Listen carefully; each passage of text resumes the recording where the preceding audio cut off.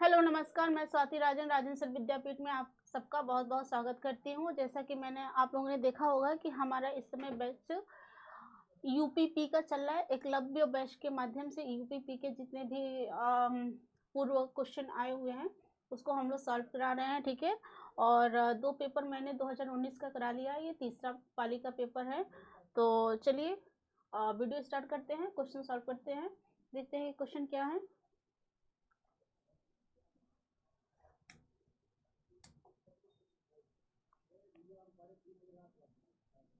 देखिए पहला क्वेश्चन हमारा क्या है, शब्दों का परिवर्तन वाला सही विकल्प क्या होगा। बच्चों ने खेल खेला, बच्चों ने खेल खेला, ठीक है। ये क्या हुआ है, ये बीत चुका है, ठीक है। इसको हमको भविष्य काल में बताना है कि क्या होगा। आप जैसे सब जानते हैं कि काल 3 प्रकार के होते हैं, भूतकाल, भविष्यकाल और वर्तमान काल। भूतकाल वो होता है जो बीत गया रहता है, भविष्य काल जो आने वाला होता है, वर्तमान काल जो हमारा चल रहा है, ठीक है। अब देखिए इसको क्या करना है, वो बच्चों ने खेल खेला, बच्चे ने खेल खेला को भविष्य काल में परिवर्तित करना है। तो क्या हो जाएगा, बच्चे खेल खेलेंगे, ठीक है। आगे बढ़िए।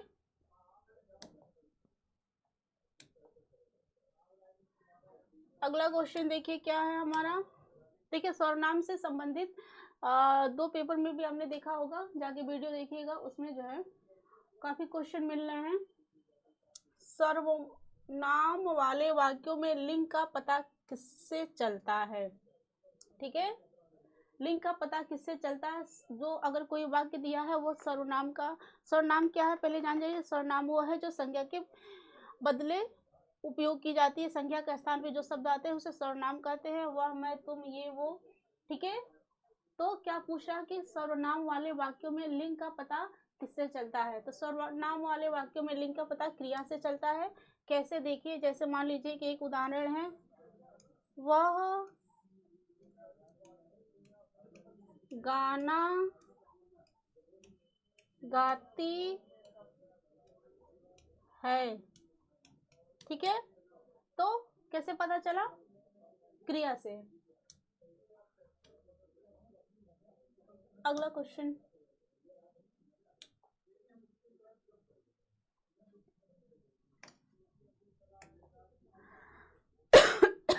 अगला क्वेश्चन देखिए।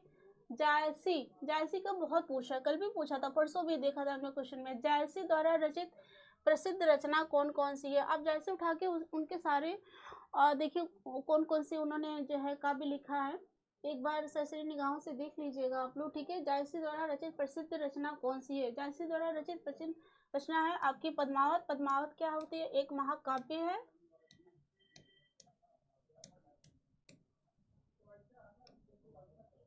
इसमें महारानी पद्मावती और राजा रत्न सेन के प्रेम का वर्णन है, ठीक है। इसमें रत्नसेन की पत्नी, उनका नाम होता है नागमती, ठीक है। अब देखिए जो बाकी बचे हुए ऑप्शन है उसका हम लोग देख लेते हैं। श्रृंगार, श्रृंगार रस विलास किसकी रचना है, ये है देव की। विज्ञान गीता किसकी है, केशव की। और श्रृंगार लहरी किसकी है, रत्नाकर की, ठीक है। देखिए आप, पद्मावत जायसी की हो गई, रसविलास देव की हो गई, श्रृंगार लहरी रत्नाकर की हो गई, और विज्ञान गीता किसकी है, केशव दास की है, ठीक है। अब एक चीज देखिए, केशव, रत्नाकर और देव ये किस काल के कवि हैं, ये है रीति काल के कवि, ठीक है। ये तीनों रीति काल के कवि हैं। और जायसी जायसी ये आपके आदिकाल के कवि हैं, ठीक है। आदिकाल में भक्तिकाल, सॉरी भक्तिकाल के कवि हैं। अगला क्वेश्चन देखिए।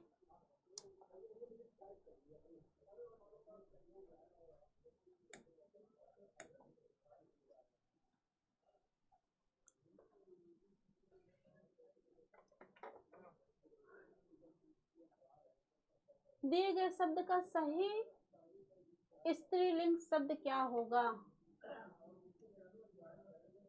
राजपूत। ठीक है, राजपूत का स्त्रीलिंग शब्द क्या होगा? पहले आंसर देखिए क्या है, राजपुतानी। ठीक है, कैसे? जब कोई शब्द होता है जो जातिवाचक शब्द सूचित होता है, जब किसी शब्द से जातिवाद का अभाव सूचित होता है तो उसमें हम क्या करते हैं, आनी प्रत्यय लगाकर उसका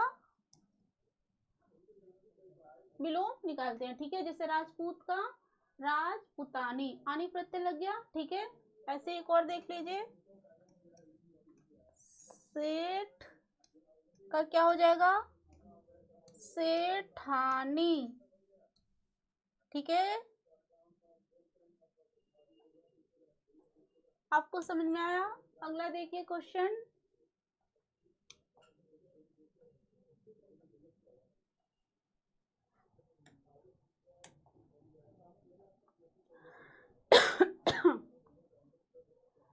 अगला क्वेश्चन क्या है ये देखिए, क्वेश्चन कट गया है लेकिन देखिए, तपस्वी, तपस्वी, तपस्वी का हमें क्या बताना है, स्त्रीलिंग क्या आ जाएगा, तपस्विनी।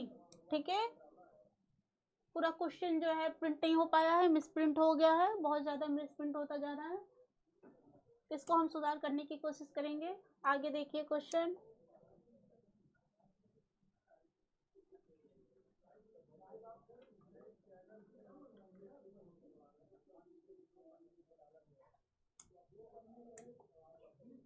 अगला क्वेश्चन क्या है हमारा, भारत दुर्दशा। भारत दुर्दशा किस प्रसिद्ध लेखक द्वारा रचित उपन्यास है? ठीक है, आप देखिए आंसर क्या होगा इसका, डी, भारतेंद्र। भारतेंद्र जी का जो है ये बहुत ही प्रसिद्ध उपन्यास है भारत दुर्दशा, और इनका एक और प्रसिद्ध उपन्यास देख लीजिए क्या है, अंधेर नगरी। ठीक है, उसके बाद देखिए आप लोग देवकीनंदन खत्री का, साथ ही में चंद्र कांता।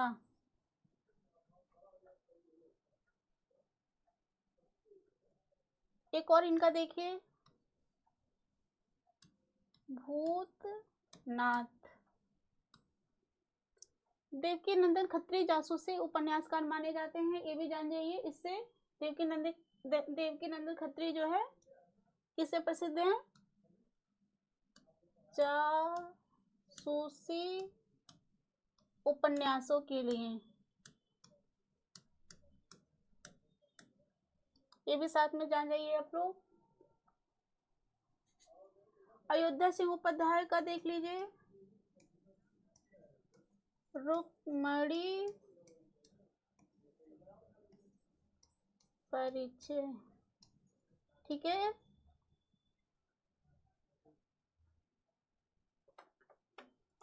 और एक वृंदावन लाल वर्मा का भी देख लीजिए उपन्यास,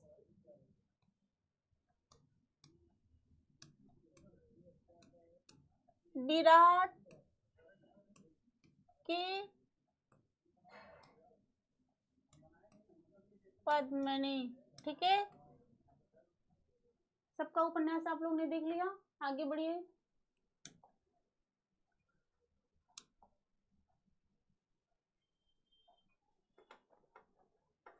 फिर ले लें, नीचे दी गई रचनाएं किस कवि की है, चितंबरा, उत्तरा, काला और बूढ़ा चाँद। ठीक है, चितंबरा, उत्तरा, काला और बूढ़ा चाँद और पल्लव, ये है हमारे सुमित्रा नंदन पंत जी के। ठीक है, सुमित्रा नंदन पंत, निराला, जयशंकर प्रसाद और महादेवी वर्मा, ये तीनों एक काल के ही कवि हैं। ठीक है, आगे का एक उपन्यास आप लोग जान जाइए, हमेशा पूछेगा, पूछ सकता है, मान लीजिए तो नदी के दीप, ठीक है। और इनका सबसे प्रसिद्ध उपन्यास क्या है आज्ञा जी के? शेखर एक जीवनी, ये 2 पार्ट में है, ठीक है। बहुत अच्छा उपन्यास है, इसमें ऐसा माना जाता है कि ये इनकी एक आत्मकथा भी है, ठीक है। उसके बाद देखिए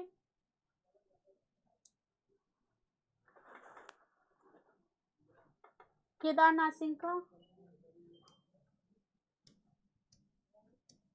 हाथ बनारस, ठीक है। ये इनकी 2 रचनाएं हो गई। और उसके बाद क्या है सुभद्रा कुमारी चौहान, ठीक है। इनका देखिए सबसे प्रसिद्ध इनकी झांसी की रानी,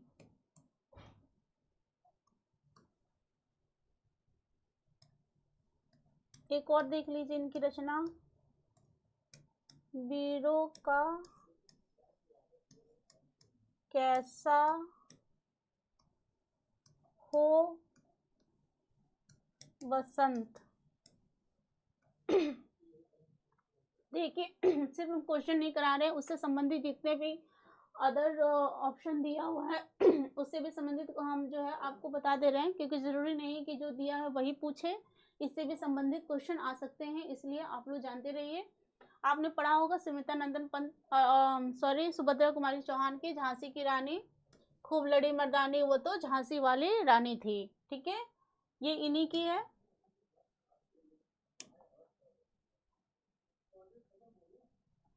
अब देखिए क्या है अगला, अगला क्वेश्चन है हमारा सही बहुवचन रूप वाला विकल्प, ठीक है। क्या है? तलवार। कुछ ऐसे शब्द हैं हमारे अकारांत, देखिए तलवार में क्या आता है, अकारांत है, ठीक है। उसमें हम क्या करते हैं, ए को जोड़ के कुछ, ये देखिए तलवार अकारांत, पुल्लिंग शब्द है, पुल्लिंग शब्द, इसमें हमने क्या जोड़ा, ए, और क्या हो जाएगा, तलवारें। ऐसे इसका बहुवचन बनाते हैं, ठीक है, ए जोड़ के। अगला क्वेश्चन देखिए आप,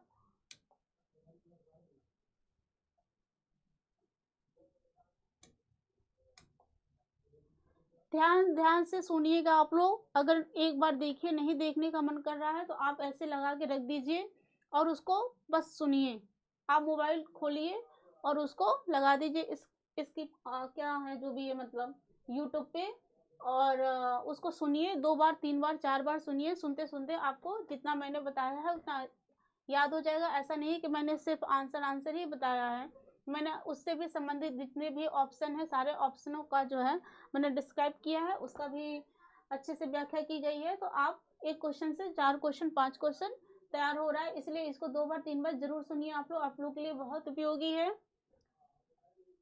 अब देखिए अगला क्वेश्चन, सर्वेश्वर दयाल सक्सेना को किस रचना के लिए साहित्य अकादमी पुरस्कार मिला था, ठीक है।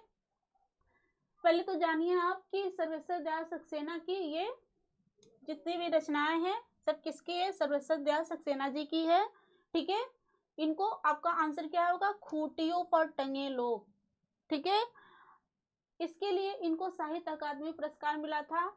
अब आपका क्वेश्चन आ जाए, मान लीजिए कब मिला, कब मिला था इनको, 1983, 1883 में सर्वेश्वर दयाल सक्सेना को खूंटियों पर टंगे लोग के लिए साहित्य अकादमी पुरस्कार मिला था। आगे क्वेश्चन,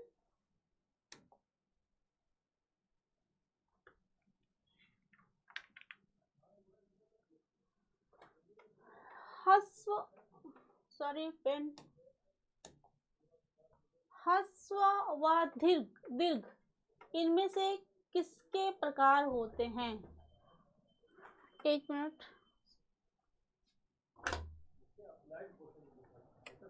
थैंक यू।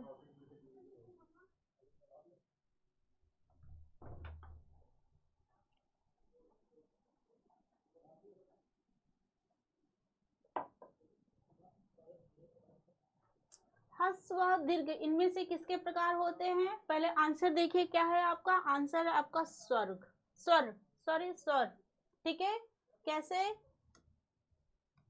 स्वर। एक और क्वेश्चन बनता है, आपके कितने होते हैं स्वर? होते हैं आपके 11। और ह्रस्व स्वर्ग आपका क्या हो जाएगा? अ, ई, उ, आद। ठीक है, और दीर्घ स्वर आपके क्या है? आ, बड़ी ई, बड़ा ऊ, ए, ऐ, ओ, औ। ठीक है, आप ऐसे करते जाइए, ये आपको समझने के लिए बताया। ठीक है, उसके बाद देखिए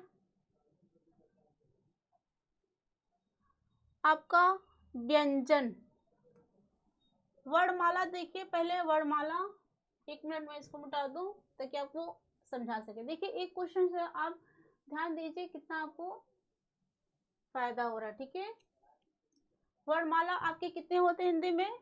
जैसा मैंने कल भी बताया था आपका 52।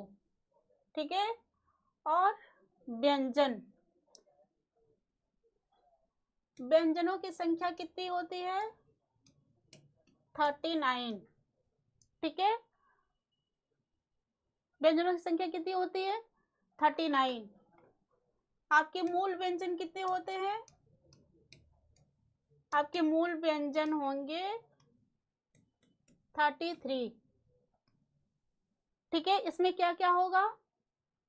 कंठव्य, तालव्य, ओष्ठ, दंत, कंठव्य, तालव्य, ओष्ठ, दंत। ठीक है, ये सारे जो होते हैं क ख ग घ च छ ज झ ट ठ ड ढ वगैरह होगा। ठीक है, उसके बाद आपका क्या आ जाएगा इसमें? प्लस, पहले तो सारे आपके कंठव्य क, च, त, द, प। ठीक है, इसके सारे। ठीक है, ये देखते जाइए कितने कितने, 5 5, ये 5 5 होते जाएंगे। क ख ग घ च ट ठ ड ढ त थ द न प फ म य। अब उसके बाद आपका क्या प्लस होता है? अंत स्थ, अंत स्थ व्यंजन हो जाएगा आपके कितने? 4। ये सब आपके आते हैं किसमें? व्यंजन में। ठीक है, अंत स्थ आपका क्या हो जाएगा? य, र, ल, व। ठीक है, मौका मिला होता तो मैं आपको बहुत अच्छे से पढ़ाती इसको, लेकिन जितना भी टाइम है आप देखते जाइए, जितना मुझसे हो सकता है मैं आपका सहयोग करूंगी। ठीक है, य, र, ल, व। ठीक, उसके बाद आपका ड और ड, ये दुगुणन शब्द आ जाते हैं। ठीक है, उसके बाद देखिए ये क्या है? संयुक्त सब व्यंजन, ये मैंने आपको पिछले वीडियो में बताया है, फिर भी जान जाइए। छ, त्र, य और स्र। ठीक है, ये मैंने आपको पुराने वीडियो में बताया भी है कि ये कैसे बनते हैं, क और श बल के छ बनेंगे कैसे। ठीक है, फिर से मैं बार बार नहीं बताऊंगी, इतना टाइम नहीं है। आगे बढ़िए।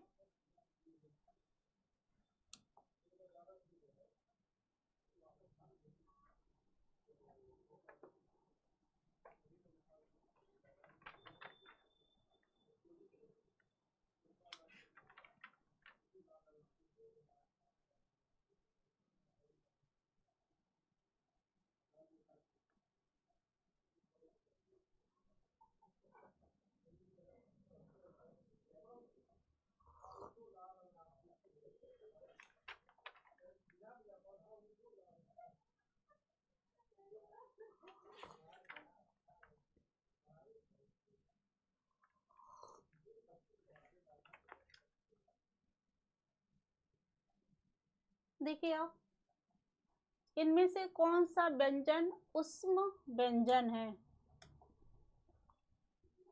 कौन सा व्यंजन आपका क्या है, उष्म व्यंजन है, उष्म व्यंजन पूछा है, ठीक है।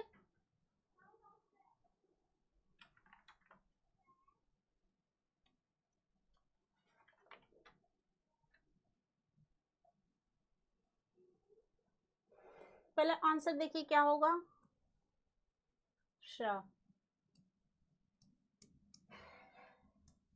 उसमें व्यंजन कौन कौन से हैं,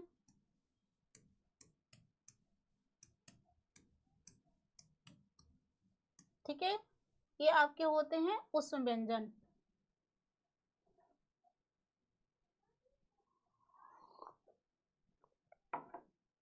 बाकी देख लीजिए, जो ऑप्शन है उसका क्या होगा, यह क्या होगा। अभी मैंने पिछले क्वेश्चन में बताया था अंतःस्थ व्यंजन, ठीक है। उसके बाद प देखिए क्या है, ओष्ठ, और ट क्या हो जाएगा आपका, दंत, ठीक है। ट ठ ड ढ ड़।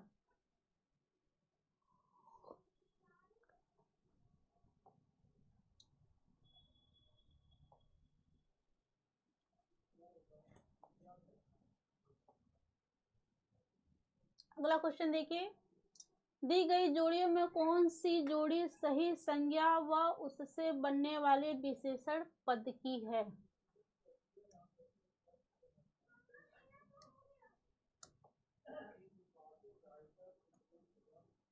ठीक है। ये क्या होगा, आपका आंसर होगा पक्ष पाक्षिक, ठीक है। अगला क्वेश्चन देखिए, जिसमें टाइम देना है उसी में देंगे हम लोग। ये आपका फिर आ गया, फिर इन्होंने टाइप कर दिया है, इसके आगे बढ़िए, छोड़िए सब।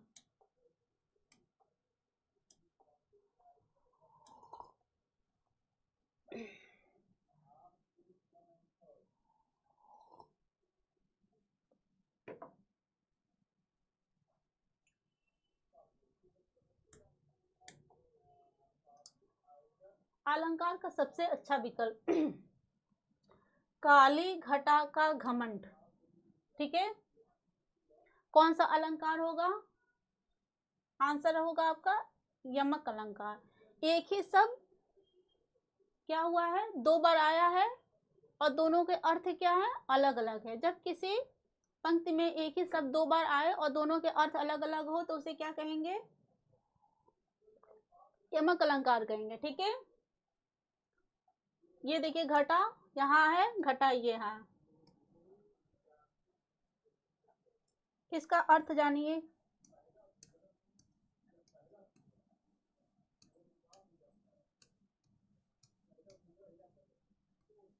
मेघालय और दूसरा कम, ठीक है।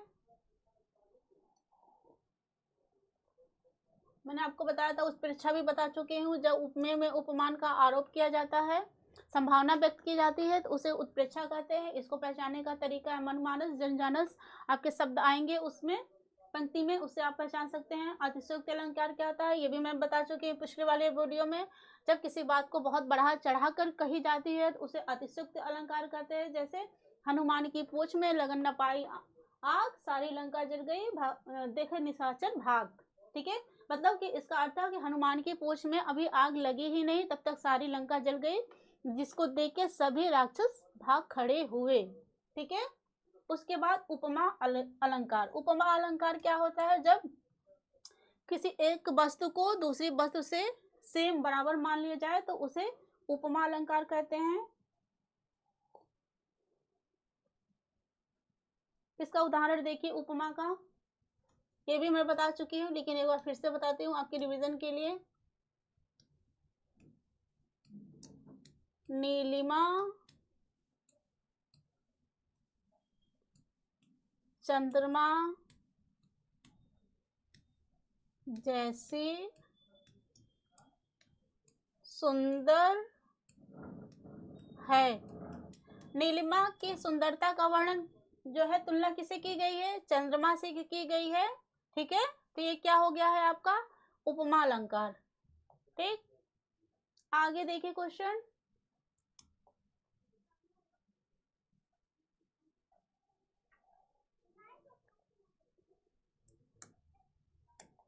आगे क्वेश्चन क्या है, दिए गए वचन को ज्यों का त्यों लिखने के लिए किस चिन्ह का प्रयोग किया जाता है। ठीक है, अगर कोई शब्द दिया है, कोई बात कही गई है, उसे ज्यों का त्यों लिख दे तो कौन सा इसमें आपका चिन्ह का प्रयोग होता है। आंसर देखिए, उद्धरण चिन्ह का प्रयोग होता है। ठीक है, उद्धरण कितने प्रकार के होते हैं, 2 प्रकार के होते हैं, ये जान जाइए पहले, एक ऐसे और ये ऐसे। ठीक है, ये सामान्य में लगता है और ये ज्यों का त्यों, जैसे मान लीजिए कि गांधी जी ने कहा करो या मरो। ठीक है, तो ये क्या हो गया, जैसे कहा गया है ज्यों का त्यों, अगर आप लिखेंगे तो क्या करेंगे, ऐसे लिखेंगे, इसका आपका उदाहरण ये हो गया। ठीक है, अब देखिए योजक चिन्ह क्या होता है, योजक चिन्ह आपका ऐसे लगता है। ठीक है, अल्प विराम आपका ऐसे लगता है, यही लगा देती हूं मैं। ठीक है, अर्ध विराम आपका, ये उद्धरण आपका 2 प्रकार के होते हैं, ऐसे ऐसे, डबल इन्वर्टेड। ठीक है,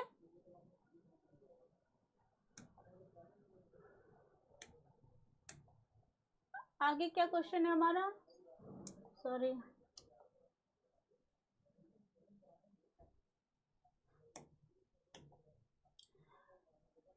उस सही विकल्प का चयन करें जो रेखांकित शब्द के सही अव्यय का भेद हो। मैंने आपको बार बार बताया है, अव्यय से बार बार क्वेश्चन पूछे जा रहे हैं कि अव्यय क्या होता है। अव्यय होता है जिसमें कर्ता, क्रिया, लिंग, वचन, कार्य किसी का प्रभाव नहीं पड़ता है, उसे अव्यय कहते हैं। ठीक है, कौन सा अव्यय है इसमें, ये देखिए, दरवाजे के बाहर कोई खड़ा है। ठीक है, कोई से क्या हुआ, जुट रहा है, तो क्या हो जाएगा आपका संबंध बोधक अव्यय। ठीक है, जहां संबंध दर्शा रहा है। देखिए आगे बढ़िए क्वेश्चन,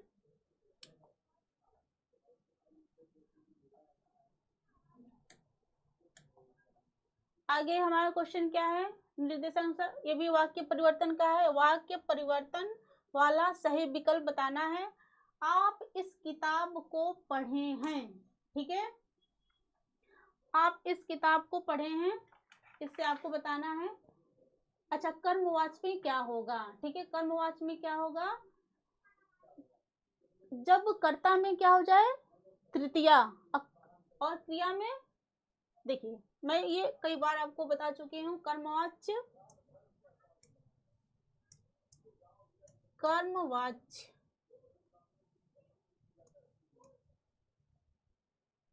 इसमें क्या हो जाता है, कर्ता में तृतीया हो जाता है और क्रिया में प्रथमा। तो देखिए कैसे होगा, आप इस किताब को पढ़े हैं। ठीक, तो क्या हो जाएगा, यह किताब।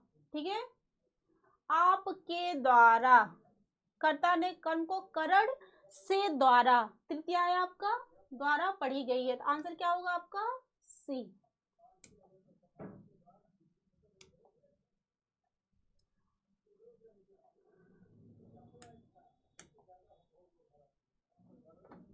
अशुद्ध वाक्य के शुद्ध रूप का सबसे अच्छा विकल्प क्या है, मैंने गांव जाना है।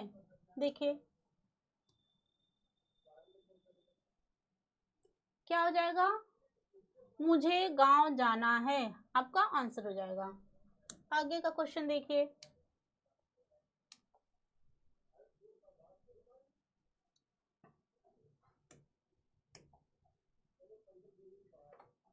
मुहावरे का सही अर्थ, मुहावरे से संबंधित क्वेश्चन है, मुहावरे का सही अर्थ का विकल्प, लोहा मानना, क्या हो जाएगा, किसी बात का लोहा मानना। ठीक है, प्रभाव करना, मूर्ख बनाना होगा नहीं, हार मानना होगा नहीं, लाभ होना होगा नहीं।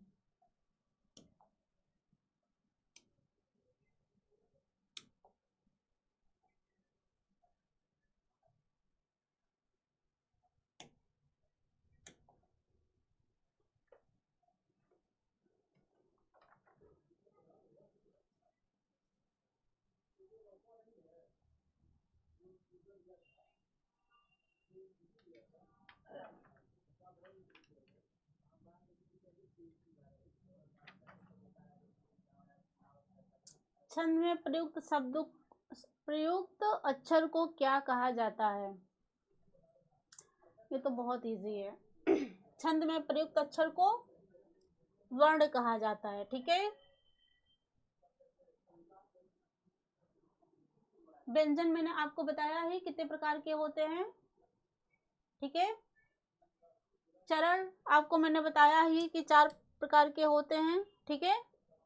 पहला और तीसरा आपका हो जाएगा विषम चरण, और दूसरा और चौथा हो जाएगा आपका समचरण। ठीक है।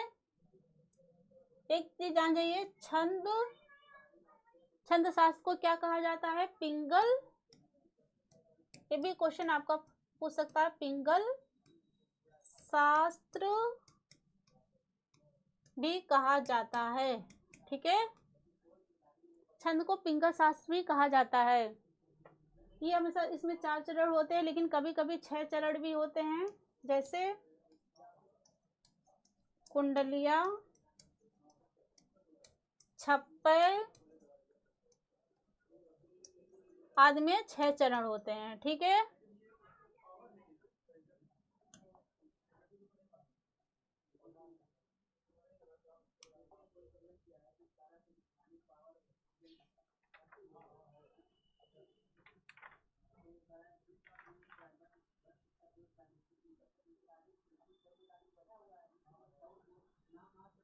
रसों का राजा किस रस को माना जाता है? ये तो बहुत आपको पता ही होगा, श्रृंगार रस को माना जाता है। ठीक है।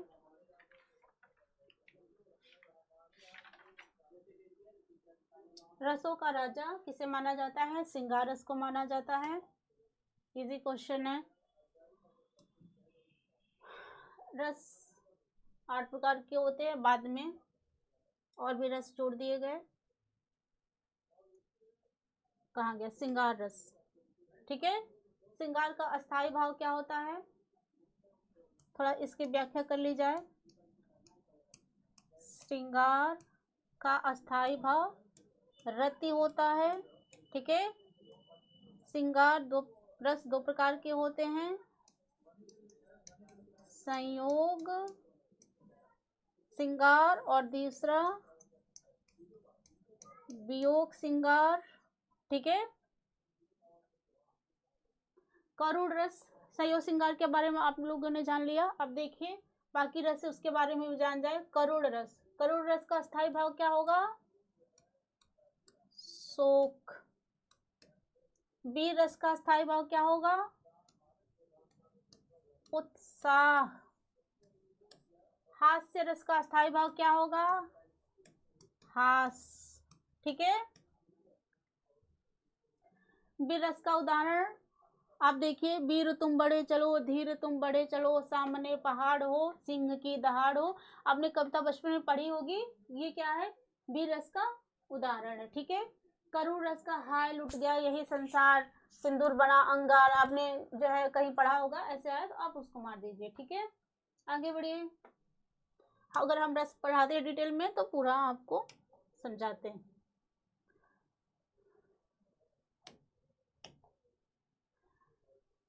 शब्द के सही समास का विकल्प पहचानना है। चंद्रशेखर। ठीक है। इसका व्याख्या कर रहा है, चंद्र है शिखर पर जिसके, उसे क्या कहते हैं? चंद्रशेखर। ठीक। ये आपको देखिए 3 दिन से जो है हम तीसरा पेपर सॉल्व करा रहे हैं। तीनों पेपर में आपको बहुब्रीहि समास से ही क्वेश्चन पूछा गया। आप ध्यान दीजिए, आपका कौन सा समास है? चंद्रशेखर। बहुब्रीहि समास। समास पढ़ाती तो मैं आपको बताती, कोई बात नहीं है। मेरा जो है आरओ का बैच चलने वाला है, आप लोग को ख़त्म कर दे तो आरओ का जो है सिलेबस पढ़ाऊंगी। अगर आपकी इच्छा होगी तो आप उससे भी जुटिएगा और आप डिटेल में सब कुछ पढ़िएगा जो उसके सिलेबस में है। 6 रस और अलंकार तो नहीं है, लेकिन जो भी है वही पढ़ाया जाएगा। देखिए क्या बताना है? सही समान अर्थ बताना है। क्या है? नाश का क्या हो जाएगा आपका? तबाही। ठीक है, ये तो जो है आपको सही समान अर्थ है। नाश का तबाही। अगर देखिए विलोम पूछा तो उत्थान का पतन, अगर विलोम होगा तब, ये नहीं कि आप क्वेश्चन में लिखते जाइए कि ये क्या बता रही हैं, पतन, मैं विलोम बता रही हूँ बार बार। ठीक है, आगे बढ़िए।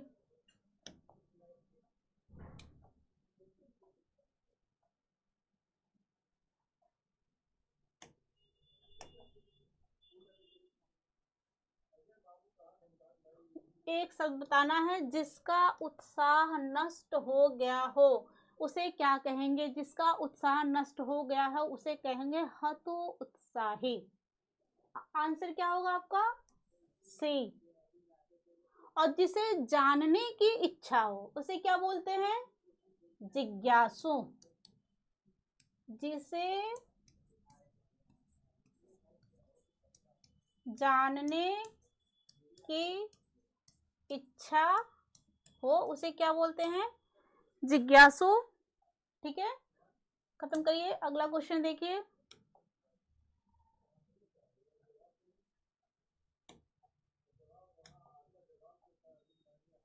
सही विकल्प उपसर्ग शब्द के कहाँ लगते हैं? मैं 2-3 दिन से आपको बता रही हूँ कि उपसर्ग क्या होता है और प्रत्यय क्या होता है। प्रत्यय हमेशा शब्द के पीछे लगते हैं और उपसर्ग हमेशा शब्द के प्रारंभ में लगते हैं। ठीक है, आगे देखिए क्वेश्चन।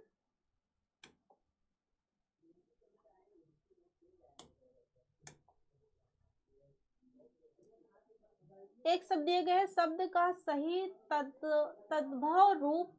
देखिए मैंने पिछले वीडियो में सब बताया, तद्भव क्या है, तत्सम क्या है। ठीक है, तो कपोत का तद्भव अर्थात बिगड़ा हुआ रूप क्या है? देखिए क्या है आंसर, क्या होगा आपका? कबूतर। ठीक है, आगे देखिए क्वेश्चन।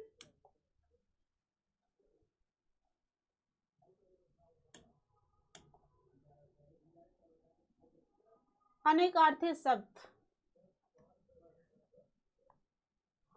जलज का अनेकार्थी शब्द क्या होगा? जलज का जलज क्या होगा? मछली। ठीक है, मछली शंख कमल मोती। ठीक है, हाथी का भी देख लीजिए। अनेकार्थी शब्द कुशन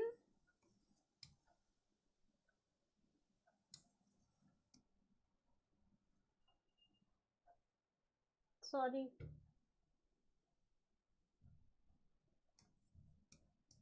हाथी का हस्ती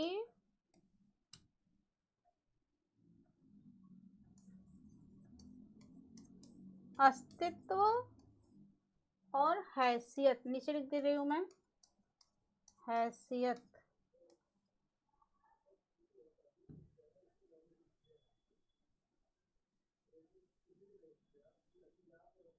जहाज का देखिए अनेकार्थी कुशन मंगल। ठीक है,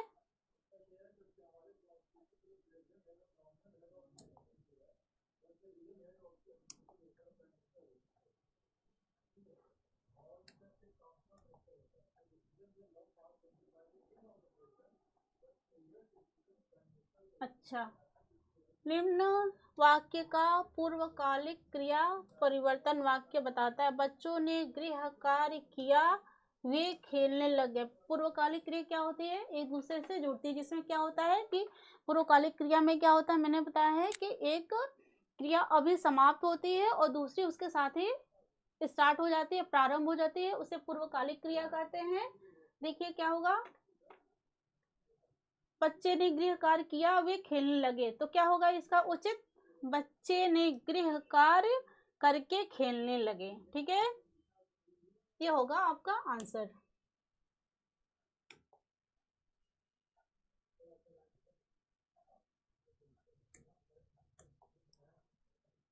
उस विकल्प का चयन करिए जो प्रत्यय से नहीं बना है।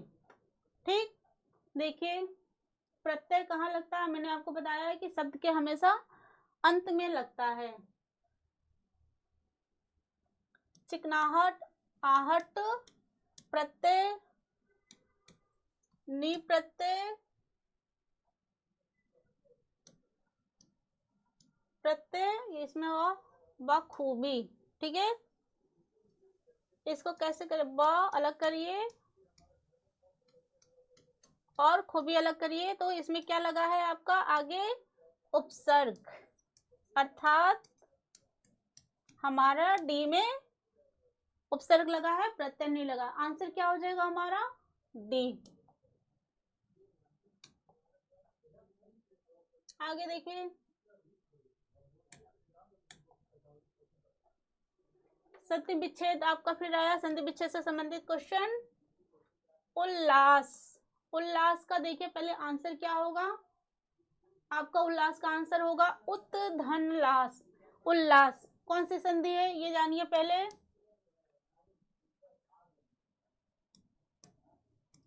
ये आपकी व्यंजन संधि है।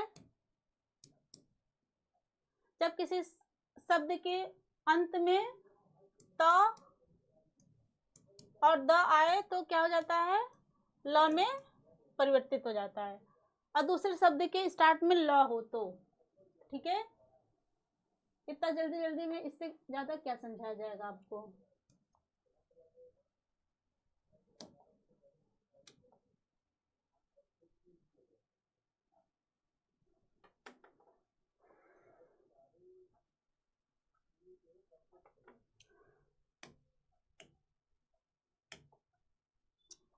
रेखांकित पद के उचित कारक को पहचानिए। मैंने बताया था कारक कितने प्रकार के होते हैं, जानिए कारक 8 प्रकार के होते हैं। ठीक है, मैंने कल आपको बताया था कर्ता ने कर्म को करण से।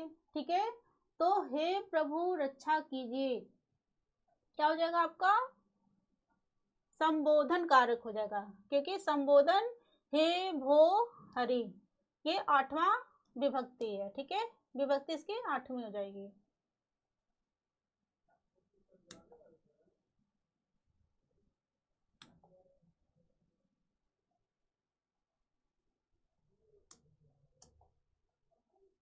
शब्द के विपरीत अर्थ वाला विकल्प चुनना है।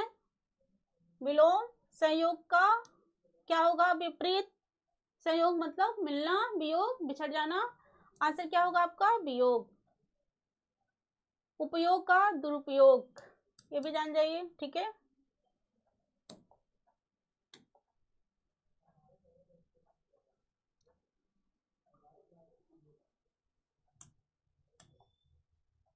दिए गए सब विकल्प जो शब्द का सबसे अच्छा विकल्प क्या होगा, पतन का गिरना। ठीक है, आगे बढ़िए।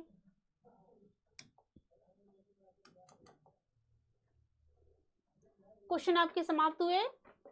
एक पेपर 2019 का एक पेपर और बचा हुआ है। ठीक है, उसको हम कराएंगे अपने एकलव्य बैच के माध्यम से। हमारा टेलीग्राम चैनल है राजन सर विद्यापीठ, आप उसको भी जो है लिंक से जुड़िए, ताकि आपको जो सुझाव देना दीजिए और उसमें जितने भी मैटर हैं आप लोग को उपलब्ध हो सके उसका पीडीएफ। तो हमारा आज का जो है यही समाप्त होता है। चलिए तब तक के लिए नमस्कार।